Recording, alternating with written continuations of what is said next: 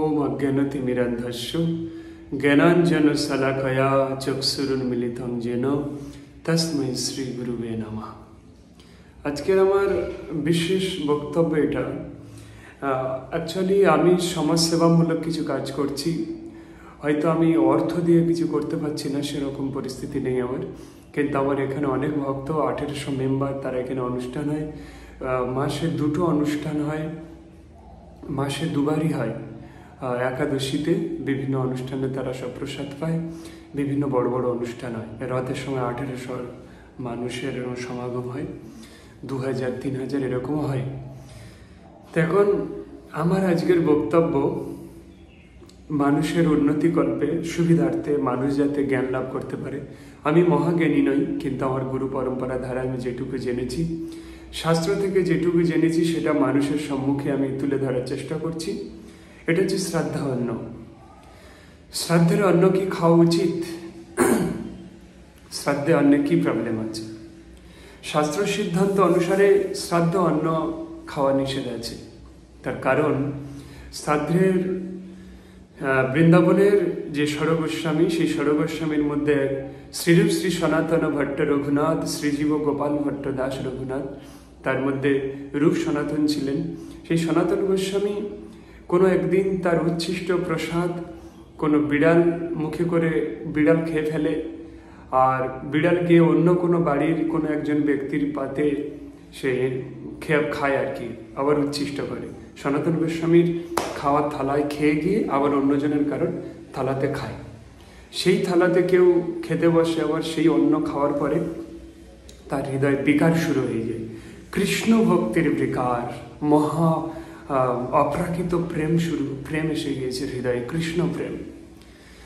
তো লোক, তার বাড়ির লোক কেউ চায় না তো এই জগতে ধর্ম করতে, তারা চায় দুষ্টকর্ম করতে, নেশা করতে, ড্রিঙ্ক করতে। আর মাতৃ সদৃশ নারীকে মাতৃ, সে ছোট বড় তাদেরকে মাতৃ সদৃশ ভাবা উচিত, তাদের প্রতি কুভাবনা নিয়ে চলা, এটাই মানুষের অ্যাক্টিভিটি হয়ে গেছে। তা যাই হোক, তো তাদের বাড়ির লোক চাচ্ছে না যে এর মধ্যে কৃষ্ণ ভক্তি থাক। আমার বাড়ির লোকটা এরকম ধর্ম করবে, পাপ করুক, অসুবিধা নেই, ধর্ম করবে। এরকম অনেকে আমাকে কমেন্ট করছেন, আপনি কথায় মারিতং জগৎ, আবার হোয়াটসঅ্যাপে শেখাচ্ছে গায়ত্রী মন্ত্র জানেন, পাওয়ার জানেন। আরে ভাই, আপনি গায়ত্রী মন্ত্রের একটা মন্ত্র জানেন, আমি গায়ত্রীর 70টা মন্ত্র জানি। ত্রিসন্ধ্যা গায়ত্রী দিয়ে প্রত্যেকবার 70টা গায়ত্রী মন্ত্র আছে, 70 প্রকারের। আপনি কি ভাবছেন? আমার গুরু পরম্পরা এত ছোট নয়। ভগবান কৃষ্ণ থেকে আমার গুরু পরম্পরা আজ হিজ হলিনেস জয়পতাকা স্বামী গুরু মহারাজ, ভগবান কৃষ্ণ থেকে ডিরেক্ট আসছে, একদম অখণ্ডভাবে। ভগবান কৃষ্ণ যেটা বলেছেন সেটা হুবহু আমি পাচ্ছি।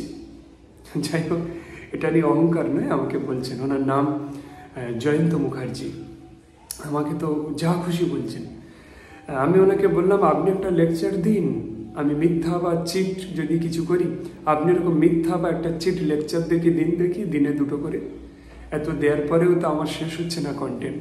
যাই হোক, দুঃখ নেই, কারণ ভগবান কৃষ্ণ যখন জন্মেছিলেন, তার পুতনা রাক্ষসী, সে তাকে স্তনদুগ্ধ খাইয়ে মারতে এসেছিল, চানুর মুষ্টি গেড়ে মারতে এসেছিল। তো কৃষ্ণ তখন ওই ছোট বাচ্চা কি অন্যায় করেছিল? তো আপনি চানুর মুষ্টি বা ওই পুতনা রাক্ষসী, এই নিয়ে কোনো দুঃখ নেই। আমার আরাধ্য দেবী কষ্ট পেয়েছে, আমি তো একটা মানুষ সামান্য। তো যাই হোক, তো তার হৃদয়ে কৃষ্ণ ভক্তির অষ্টসাত্ত্বিক বিকার এসে গিয়েছিল, তার বাড়ির লোক এটা চাচ্ছিল না। তাই তারা সনাতন গোস্বামীর কাছে যায়, যে বলে যে দেখুন মহারাজ, আপনি কৃপা করে একটা উচিত সিদ্ধান্ত নিন, আমি চাচ্ছি না আমার এই বাড়ির লোক এই ধর্মকর্ম করুক, পাপ করুক, কিন্তু ধর্ম যেন না করে। আমার পরিচিত একজন ব্যক্তি, যাকে আমার সঙ্গে কৃষ্ণ ভক্তি করছিল বলে তার বাড়ির লোক মেনে নেয়নি, তার বাড়ির লোক তাকে মদ এনে দিয়েছিল, যে মদ খা, কিন্তু হরিনাম করবি না। ভালো, এটা আপনারা বুঝতে পারছেন কতটাই ভালো। সে এখন এই গৃহত্যাগ করেছে তার বাড়ির পরিস্থিতি দেখে। এরকম একটা ব্যাপার। তখন সনাতন গোস্বামী তাদেরকে অনেক বোঝানোর পরেও তারা বোঝে না। তখন তিনি বললেন, যাও শ্রাদ্ধের অন্ন খাইয়ে দাও, ভক্তি নষ্ট হয়ে যাবে।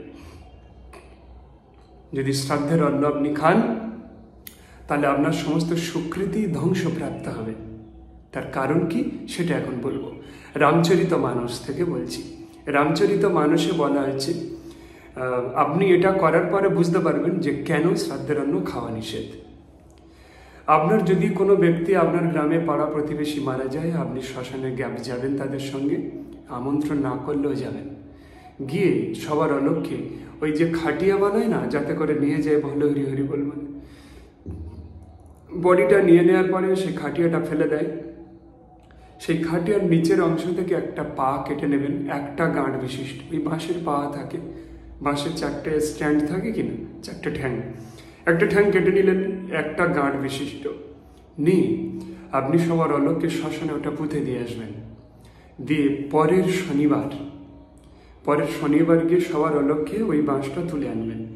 এনে একটা নতুন পেরেক দিয়ে এরকম ঘুরিয়ে এই বাঁশটা ধরলেন, নতুন পেরেক দিয়ে ঘুরিয়ে একটা ছিদ্র করবেন, করে রেখে দেবেন। আপনি বাড়িতে রাখতে পারবেন, কোনো ক্ষতি নেই, কেউ যেন সেটা না দেখে।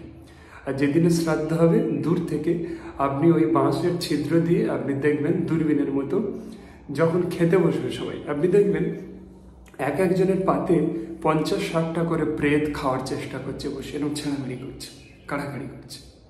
অর্থাৎ ওগুলো সব প্রেত অন্ন।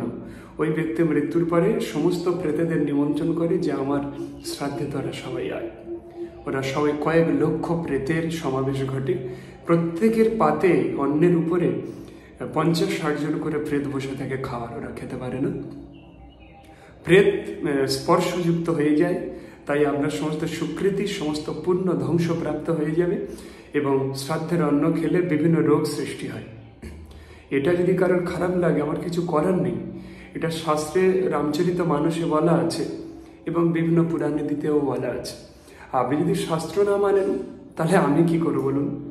শাস্ত্র তো ঠিক মায়ের মতো, আমার যে 7 জন মাতা আছে, সেই 7 জন মায়ের মধ্যে প্রথম হচ্ছে শাস্ত্র, দ্বিতীয় মাতা গঙ্গা, তৃতীয় মাতা গাভী, যে আপনার সন্তানের দুধ বাদ দিয়ে আপনাকেও দেয়।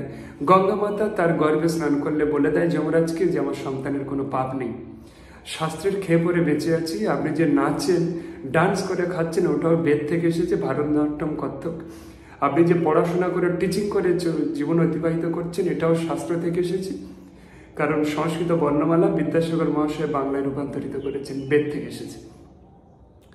আপনি যা করছেন এই জগতে, আপনি ইলেকট্রিসিটি আবিষ্কার করেছেন, এটাও বেদ থেকে। শিবের কপাল থেকে অ্যানোড ক্যাথোড দুটো লাল, আর ব্রহ্মার কপাল থেকে লাল আর নীল কালার দুটো আলোক রশ্মি গিয়ে মিলিত হয়ে শিবের সৃষ্টি হয়, এটা থেকে ইলেকট্রিসিটি তৈরি হয়।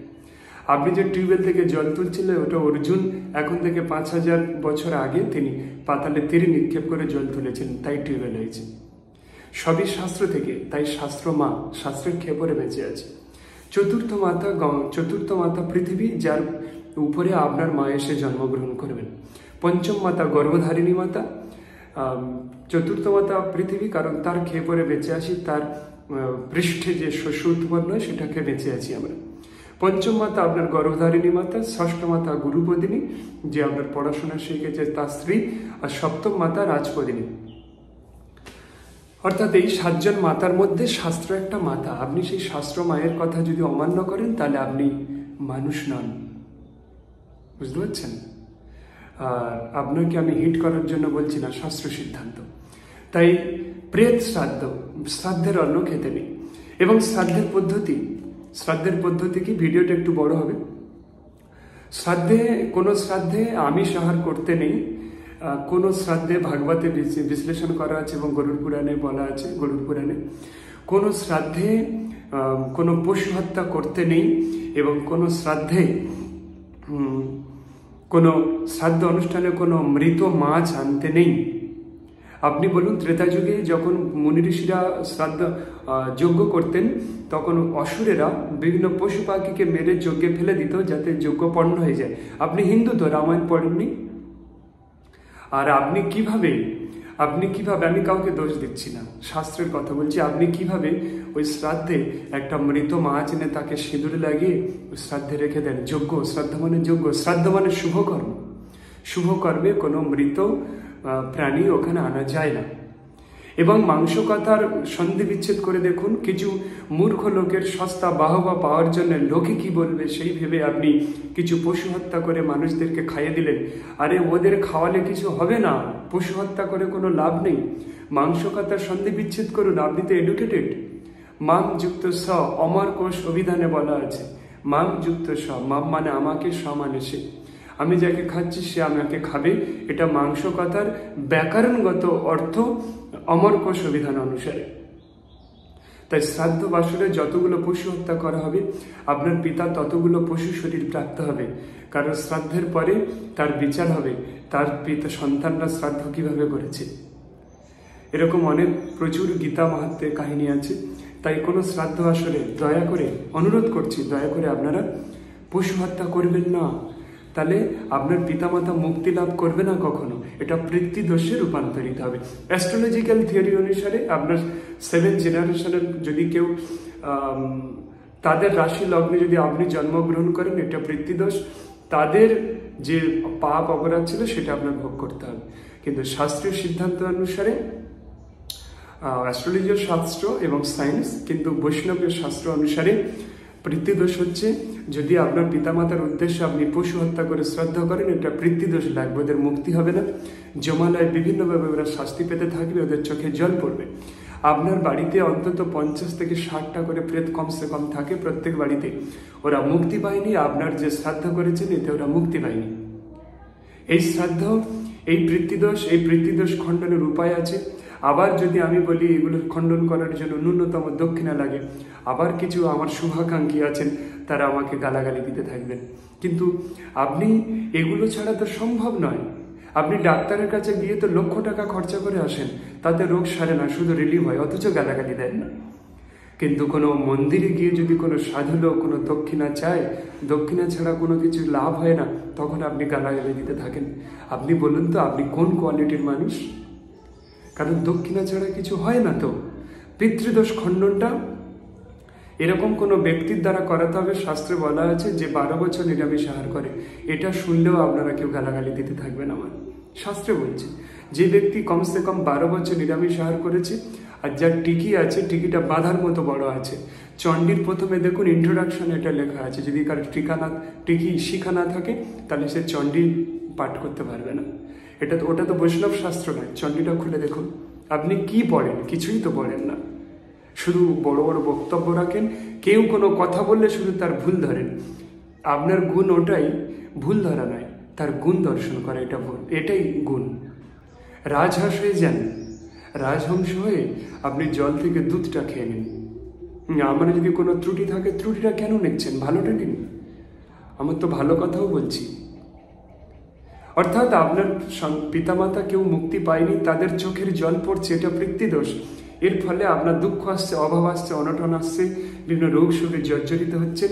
কারণ ওরা প্রেত হয়ে আপনার জমানের শাস্তি পেতে হয়, তারপরে প্রেত হতে হয়। প্রেত হয়ে আপনার বাড়িতে ওরা ঘুরঘুর করছে। আপনি দেখবেন কখনো আপনার পিতামাতা কুকুর ছাগলও হয়ে যায়, আপনার বাড়ির এই কুকুরটাকে এত মারার পরেও বাড়ি ছেড়ে যায় না। দেখবেন একটা কোনো ব্যাঙ আপনার বাড়ির কোণে বসে আছে, আপনি ওর গায়ে একটা অয়েল পেন্ট লাগিয়ে দিয়ে 5 কিলোমিটার দূরে ছেড়ে দিয়ে আসুন, দেখবেন আবারও ও চলে এসেছে। ওই কোনো ব্যাঙটা কি করে ওই ঘর জানে? আপনার বংশের কেউ ওরা মুক্তি পায়নি কর্মদোষে, এবং শ্রাদ্ধে পশু হত্যা হয়েছিল তার জন্য। এটা পিতৃদোষ। এই পিতৃদোষ খণ্ডন করানো হবে।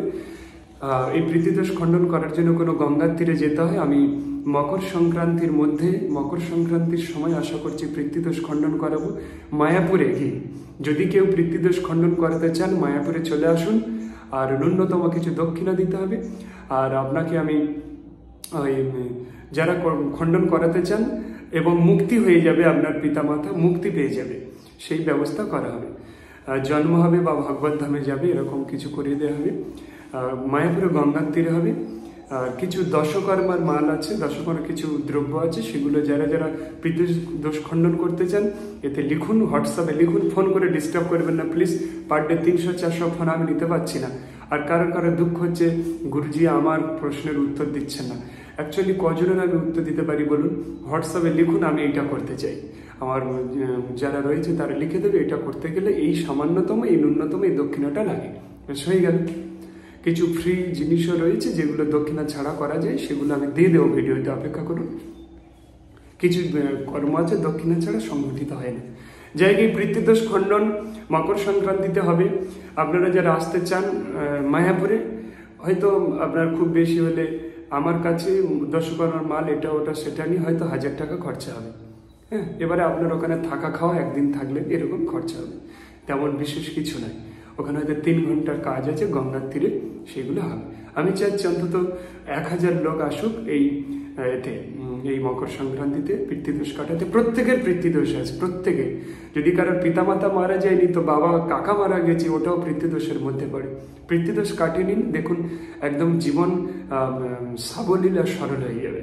কারণ ওদের অভিশাপে আপনার এত দুঃখ আসছে, আর আমরা খালি সাত বাবার কাছে ঘুরছি, এ দরবারে সে দরবার, ওরা কিছু করতে পারবে না। পিতৃদোষ খণ্ডন করুন, দেখবেন সব ঠিক হয়ে গিয়েছে। আচ্ছা, তারপর একটা ছিল, যদি পিতৃদোষ থাকে, যদি পিতামাতা মুক্তি না পায়, তাহলে আপনার উপর তন্ত্রমন্ত্র করা খুব সহজ হয়ে যায়। ধরুন আপনার শরীর লক করা আছে, শরীর বন্ধন করে দিয়েছেন কোনো তান্ত্রিক, তারপরে আপনার উপরে কেউ কোনো তন্ত্র প্রয়োগ করলে লেগে যাচ্ছে, তখন কি হয়, সেটাই পিতৃর মাধ্যমে, এটাকে পিতৃর মাধ্যমে এই তন্ত্র প্রয়োগ করা যায় আপনার শরীর বাড়ি বন্ধন করা থাকলেও। যেমন যদি আমার কোনো এখন একটা অনুষ্ঠান করি আমি, সেই অনুষ্ঠানে আমার প্রচুর সিকিউরিটি আছে যে টিকিট না কেটে ঢুকতে পারবে না, কিন্তু আমার বাবা যদি ওই গেট থেকে ঢোকে, আমার বাবাকে কেউ মারধর করে বলেছে তোর সঙ্গে আমি যাব, আমাদেরকে ঢুকিয়ে নেবে। এবারে আমার সংগঠনটা আমার পিতাকে চেনে, তাই 5 জন আমার বাবাকে মারধর করে বাবার সঙ্গে চলে গিয়েছে উইদাউট টিকিটে। এরকম তন্ত্রমন্ত্র আপনার পিতৃকে কন্ট্রোল করে নিয়ে ওর মাধ্যমে উনি ঢুকতে পারবে, বাড়ি বন্ধন করা থাকলেও, আপনার শরীর বন্ধন করা থাকলেও ওই পিতৃর মাধ্যমে তন্ত্র অশুভ শক্তি আপনার মধ্যে প্রবেশ করিয়ে দেওয়া যায়। তাই পিতৃকে মুক্তি প্রদান করে দিন, এটা আপনার কর্তব্য। যদি আপনি এটা আপনার কর্তব্য মনে না করেন, তাহলে আপনি সন্তান নয়। একটা পুত্র আর মূত্র মায়ের পেটেই থাকে না? যে ব্যক্তি তার পিতামাতাকে মুক্তি প্রদান করেনি, ও মূত্রই হলো, পুত্র নয়। পুত্র আর মূত্র মায়ের গর্ভেই থাকে, বুঝতে পারলেন, পেটেই থাকে। তাই আপনি যদি প্রকৃত সন্তান হতে চান, পিতামাতার জন্য তো কত কিছু করেছেন, শ্রাদ্ধ যজ্ঞ, বিভিন্ন মূর্খের সস্তা বাহবা পাওয়ার জন্য, ওগুলো কিচ্ছু হয়নি। আপনি ভাগবত পড়ুন, ভাগবতে 5ম স্কন্ধ পড়ুন, গীতা পড়ুন, কিচ্ছু লাভ হয়নি। আপনি গঙ্গার তীরে চলে আসুন, পিতৃদোষ আমি খণ্ডন করিয়ে দেব। আমি সমাজের ভালোর জন্য এটা করছি, কোনো কুকর্ম নয়। প্লিজ কৃপা করে, আমার খুব দুঃখ লাগে, আমি খুব সেন্সিটিভ মাইন্ডেড, আমার অনেকে খুব বাহবা দিয়েছি। যেমন একজন ব্যক্তি, উনি একজন মুখার্জি, উনি আমাকে সবসময় তো রেসপেক্ট করতে থাকেন, একজন ব্রাহ্মণ ব্যক্তি, আমি ওনার চরণে কৃতজ্ঞতা স্বীকার করি। আমার যারা কমেন্টস করছেন বা সাবস্ক্রাইবার আছেন, আমি জানি না কোন জন্মের কোন সম্পর্কে আপনারা আমার সঙ্গে আবদ্ধ, আমি এই জন্ম হয়তো আপনাদের ফিরে পেয়েছি। আমি কৃতজ্ঞতা স্বীকার করি, আপনাদের চরণে প্রণাম করি। আপনারা এভাবে আমার সঙ্গে যুক্ত থাকুন প্লিজ। আমি সমাজের কিছু ভালো করতে চাচ্ছি, ব্যবস্থাটাকে একটু পাল্টাতে চাচ্ছি, যাতে তারা শুদ্ধ হয়ে যায়, পবিত্র হয়ে যায়। হরে কৃষ্ণ।